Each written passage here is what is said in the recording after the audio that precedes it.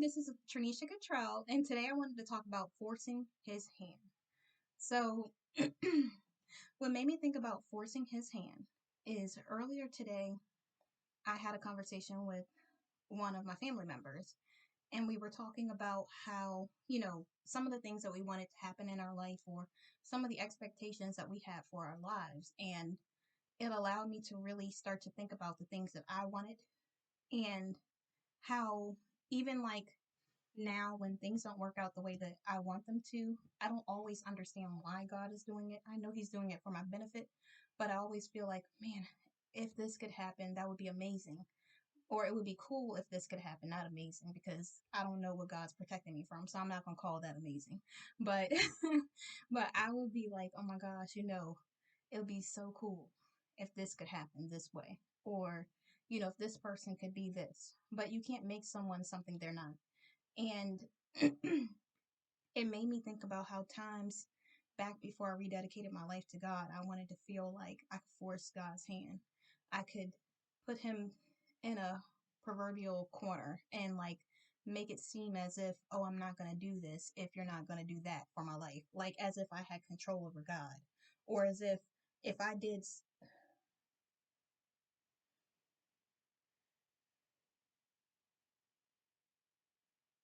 as if I said, "Oh God, I'll do this if you just do blah," like as if it was a bargaining chip, or I could just he's some sort of genie in a bottle when he is God.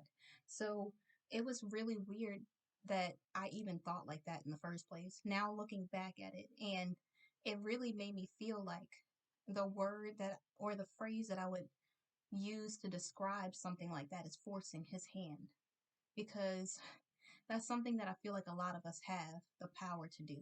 We feel like if we say, God, just get us out of this and we'll do blah, like it has to be a if and then statement. It's not a I want to be obedient because I honor you and because you are everything to me and because your son died on the cross for me and because you continuously pull me out of every storm and every test and continuously show up for me even when I don't deserve it.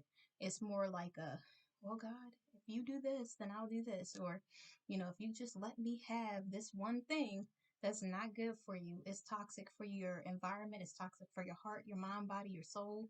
It's something that means you no good. It has bad intentions for you. And even if you feel like it's a good thing, it doesn't just because it's good doesn't mean it would be good for you. It could be a good thing. It could be a good person. They could be they could be a good person like in a friendship or a relationship. But just because they're a good person doesn't mean they're the person for you. And I think a lot of us feel like because we want something, we should have it. But that's not how life works.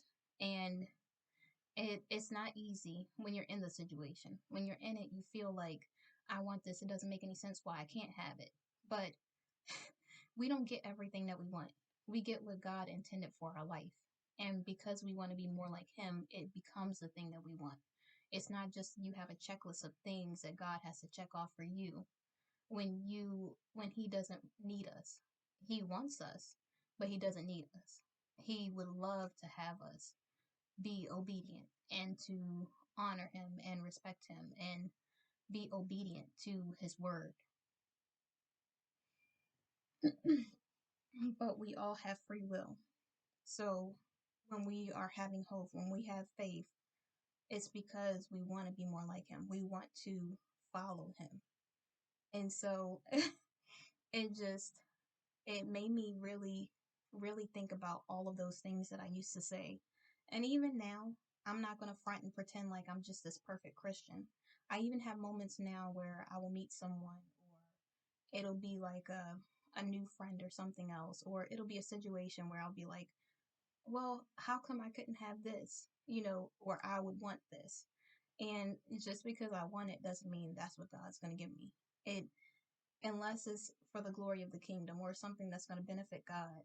And sometimes He'll give me things that is a complete blessing. It'll be things that I didn't know that I needed in my life. So he gives me things that are necessary for my life or things that would benefit the kingdom of God.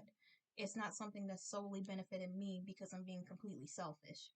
And so sometimes I feel like when we are in our selfish mind, when we really feel like it's all about us, or we want what we want and it doesn't matter about what anyone else wants, that's when God's like, no, this isn't going to benefit you, because it's only going to distract you, or it's only going to take away from our relationship, or it's only going to make you feel like you're not good enough when that person tells you something that you don't want to hear, or when they feel like they don't want to be with you, then it's going to make you feel worthless instead of worthy. And so I think it's really important for us to understand that we can't force God's hand. What we can do is be obedient. We can be more God-like. We can be caring and understanding. And in Bible study today, we talked about judgment, and we talked about a bunch of other topics, but judgment was one of the things that really stood out to me, because I feel like everyone judges someone, or has an has their own idea of someone else, or their perspective of what someone else is, or who someone else is, but no one entirely knows that person inside and out besides that person themselves. And so it really made me think about how I would say, no judgment here. And I mean that. I'm not looking at, when I talk about different scenarios, it's not because I'm judging someone else. It's because I want to grow and I want to learn. And these are the things that I pulled from the trials or tribulations or storms that I went through, that I feel like will help someone else. It's not because I want to be judgmental. And in Bible study today, we also talked about how it's important to observe others, to make an observation. And so, observation is like another definition of judgment. So when we say, thou shalt not judge, or when you're judged, you'll be chastened of the Lord, we have to be careful to make sure we read every single scripture that has to do with judgment, because judgment is your eternal judgment is God's. That's what they mean by do not judge. And also, before you're judging someone else, you want to make sure you take the speck out of your own eye. You want to make sure that you're looking within, to make sure that you're the best version of yourself before you want to just judge someone else, to to cast judgment on someone else over some of the things that they're doing. And we are all sinners. So if someone's doing a sin and you're sinning, why do you feel like you could judge someone for the sin that they're doing when you're doing something similar or another type of sin? So I think it's really important for us to really look within ourselves and say, hey, this is what I'm doing wrong. This is how I want to correct it. And then if you're making an observation of someone else because you want them to do better, because you love them and it's coming from a loving and kind place and compassionate, and you're competent in that area. Don't just talk about a whole bunch of stuff that you know nothing about because you feel like you want to boss someone around or tell them what to do, or you just feel like you have the right to belittle someone else. That's not a good thing. But if you are really truly trying to help someone, and I don't mean unsolicited advice, some people really need to learn for themselves. It's not something that someone else can tell them, it's something that they have to learn on their own. And so I think it's really important for us to understand that we need to work on ourselves before we start judging others. And if we really are confident, if we are really cautious when we are stepping to someone else, when we are really compassionate about how the other person feels, and we really do want to lead with love and kindness and help this person because we've made it through something like that, then we can be observant. We can observe the situation and try to help someone else by judging the situation in that way. But when it comes to chastising someone, we don't have any right to that. Our what someone does in their life is ultimately up to God, how everything is going to go in the end. So when it comes to things like that, I think it's really important for us to definitely read the entire scripture. Or if you're going to talk about judgment, let's say, make sure you know all the scriptures on judgment, because sometimes the Old Testament will have something like one thing, and then the New Testament will have something like something else. Or it'll be like my example, where I'll say, no judgment here. I'm not making an eternal judgment. I'm not trying to chastise anyone. But I also want to make sure that because I know how it feels to be in that situation, I'm making an observation and I help whoever it is that I can help from the information that I've learned, because I've become competent due to real life experiences. I don't want them to feel ever like I'm going to judge them in a way that I'm going to chastise them or make them feel guilty or badly for making any decisions that they made. We all make mistakes. I want to be there for those people, but I also want to help them. And in order for me to do that, I have to make a competent observation. And so I know that got a little off course a little bit, but I want to make sure that if I learn something new, I want to own up to it and I want to be transparent and I don't want to pretend like I know everything because I don't know everything. I can't pretend to be something I'm not. I'm a human being who makes mistakes, who wants to do better. And that's exactly what I want to do. I want to be everything that God created me to be. And let me just hurry up and say in conclusion because I do have some stuff in the oven and it's almost done. So I want to make sure I'm paying attention to it so it doesn't burn or whatever else. So I'm not trying to make this a quick video because I want to rush off or anything like that. I just really want to make sure that I pay attention to my food because you know how it is when you're waiting for it and you're looking at it, it's not done. Then the minute you walk away, it's like, oh, obviously I was gonna cook super fast because you're not in the room. So in conclusion, I know this is a really short video, and unless I feel something in my spirit, because I do have like 6 minutes, but unless I feel something in my spirit, I really want to say that you can't force his hand. You can't force God's hand. What is going to be in your life. What's for you is for you in your life. And the moment that you feel like you have power over God, you would probably be going through something to humble you, especially if you want to do better. You can't you can't just will things into your life. There are people, I'm going to tell this little story because it's so long ago no one will know who it is. And the people won't even, my friends, family, no one will know who it is. So it'll be fine. and, but I was in school, super young, and what is it that older people say? I can't even remember, but they called school something else. But like back in, I almost had it. It was on the tip of my tongue, and then I lost it. But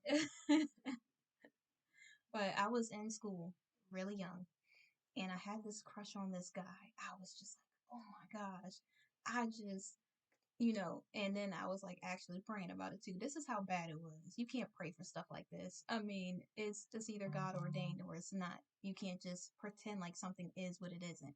And so So I'm like, oh my gosh, God, it would be so cool if this guy could be my boyfriend or something like that. Like I was so young and I was just like, oh, it would just be so amazing. I wish I could be with this guy. I really, really like this guy. I want to be with this guy so badly. And mm-mm-mm. God totally protected me. He didn't need to protect me, but he protected me. The guy never paid me any attention, which is good. I mean, it wasn't good then because, you feel like crap, but but it's good now because I dodged a bullet. God really protected me from that one. I don't want to like divulge any type of specific things that happened because you might be able to Google it or something like that. But but God really graced me from that. And it's so funny how we could feel like we want something and we feel like we know better than God and we just have this idea of what we want things to be, not even knowing how life actually is or what is really good for us. And at that young age, I really felt like I know what I want. I want this guy because he's so handsome and you know and he was no good for me. He meant no good for me. He was not a good kid. Like it really would have been a catastrophe if God would have allowed something like that. It wouldn't have it wouldn't have benefited me my life at all. And it probably would have made me even more insecure at that time because who knows what kind of things that he would have done then if I would have been with him. I'm just so blessed that God didn't give me what I asked for. And I know I hear some pastors say it. And when they would say it at first, when I first rededicated my life to God before everything, I would hear them say things like, you need to be thanking God for the things that He didn't give you. And I'd be like, what? Like that makes no sense. I want it. Why can't I have it? But the more I study the Bible and the more I learn who God really is and how much love and grace he has and patience for us, because he's really waiting for us most of the time. It's not that he just wants you to wait 10 years for things. Sometimes you wait 10 years to be obedient, or sometimes he's telling you, hey, serve at this place, and then you just leave and you miss your opportunity every single time because you keep giving up on yourself. God never gave up on you. But the moment that you doubt yourself, the moment you give up on yourself, the blessings go a little further away. They move a little further away. Your destiny moves a little further away. But the moment you believe in yourself, he brings it closer and closer by allowing the path to be clear instead of you having to go through all of these things to make it to the point that he already had right there in front of you. So I really I really understand what the pastors mean now when they say, thank God for the things that he didn't give you. Because if he had gave me that, my life wouldn't be the same. I don't know if I would be the same if I had to go through those things that that person did. The type of person that person ended up being was not a good person. And I don't want to say it in a judgmental way.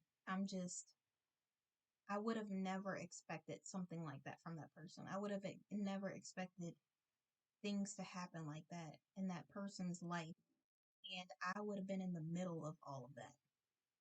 Maybe. I mean, I was a kid, so who knows if we would have been together that long. But but thank God he didn't give me what I asked for. Because if he did, oh my gosh, he is so good. He knows what you need, even when you think you know what you want. And I think we take that for granted, and we really feel like if we force his hand because we've been single so long, which I haven't been single that long. I can't really say that. But because we've been single so long, or because we've been waiting on the job opportunity so long, we've been waiting on the friend who's actually going to have our back like we have their back so long, or these are just a few things that I hear people saying all the time. And it's really just God's timing. It's really when God is ready, thinks that you're ready for it. Sometimes we feel like we're ready, just like when I thought I was ready to date 4 or 5 months ago or whatever, and I really wasn't ready. I was healed and I was healing, but I needed to wait on God.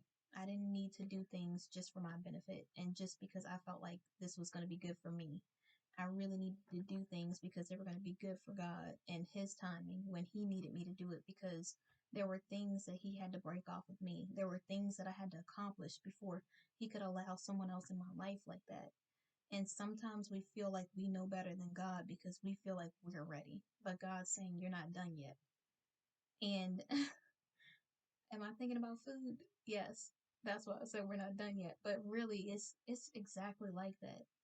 I'm cooking a meal, and just like I said, it doesn't take that long for it to cook. But when you're looking at it, when you're looking for it, when you're looking for the relationship, when you're looking for the job, when you're looking for all of these things to happen in your life, you are allowing time to be postponed. You're making it take longer than it has to because you're constantly checking on it instead of allowing it the time that it needs to be done, to be complete. You need to be complete before you enter into a relationship or a friendship like that. You have to be the type of friend that you are looking for in your life. You have to be the type of employee who deserves a job or a promotion like that. You can't just get promoted being a bare minimum person. You can't just have a great friend while you're still gossiping about other people and treating people badly behind their back. You can't just be in a decent relationship when you're still jealous and insecure. God's not going to give you a good man or a good woman when you're not a good person. You really have to break off those negative things so that he can allow all those other things to enter into your life. And you can't force his hand. You really have to be obedient and faithful and hopeful and loving and kind. All of the characteristic traits that you would want in someone is what you have to become. You can't have someone who's nothing like you. And I don't mean like having different things that you like and don't like, because that's just normal human stuff, or different ideas because you're different people. I mean, if you want someone at their core who is a really great person, you have to at your core be a really great person. If you want someone kind and loving, you have to be kind and loving. You can't be spiteful and vengeance, have vengeance and be desolate and just really just have all of those negative, nasty thoughts and feelings on you when you want someone who's positive. Those things can't live in the same place. You're going to bring toxicity into that healthy person, that healthy relationship. So you have to become the things that you want to have in your life. Even in a friendship, you want a good friend who you can tell your secrets to that won't tell anybody. You have to not tell secrets. You have to be the good friend who's reliable, who's not just being selfish, and because your friend wants to go somewhere that you're not really interested in going, you just don't want to go at all and spend any time with your friend because it has to be your way or the highway. You have to really be willing to compromise on things like that and make an effort in any relationship to make sure that you are being the type of person who those people can have in their life as well, because those are God's children as well. He's not just going to give you something that He loves for you to go and treat them badly. That doesn't make any sense. So, in conclusion, don't force God's hand.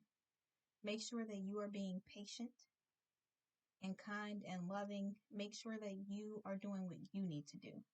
When you focus on someone else, it takes your eyes off the prize, off the finish line, and you get distracted by the little things that are down on the ground in front of you instead of going towards your goal, going towards the finish line. You know, all those distractions from those cartoons where they come and they try to distract the person from being able to cross the finish line before them, and they'll move the track, and they'll put all of these things in front of you that look, cool, or things that distract you from finishing your purpose or finishing the race. But the race is not given to the swift, it's given to those who endure to the end. And in order to do that, you have to be obedient. You have to be willing to listen to God, to be faithful, to stay in your word, so that when you are seeking guidance and discernment, you you have everything that you need